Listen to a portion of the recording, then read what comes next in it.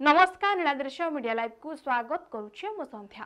प्रबल ग्रीष्म प्रभाव रे आउटु पाउटु सारा राज्य आकाशरू वर्षु छिनिया जळुछि उपांतर उपकूल असंभाळ ताती सांगकु अस्तव्यस्त करुछि जनजीवन। प्रत्येक प्रबल ग्रीष्म प्रभाव रे मुंज फटा खरा सांगकु असह्य गुळुगुळी जोगु जीवन दुर्विषह होई पड़िछि। आज 32 सहर रे 40 डिग्री रु अधिक तापमात्रा रेकर्ड होइछि। 10टी सहर रे 43 डिग्री रु अधिक रेकर्ड होइछि तापमात्रा।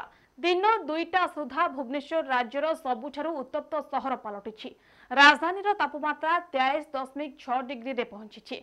सेहिपरि झारसुगुड़ा एवं बालेश्वर रे 42 डिग्री उपरे तापमात्रा रेकर्ड होइछि। झारसुगुड़ा रे 42.6 डिग्री रेकर्ड करा जायतिबा बेले बालेश्वर रे 42.2 डिग्री रेकर्ड होइछि। सेहिपरि 41 डिग्री उपरे 3 सहर रहिछि।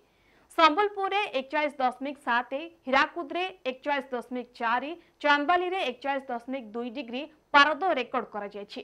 अर्थात सबुठारु अधिक तापमात्रा भुवनेश्वर रे रेकर्ड करा जायछि।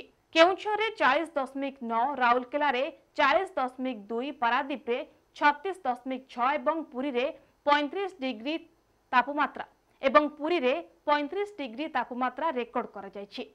आहुरी 2 दिन पर्यंत कलबल करिबो ताती बोली पूर्वानुमान करिछि आंचलिक पाणीपाग केन्द्र।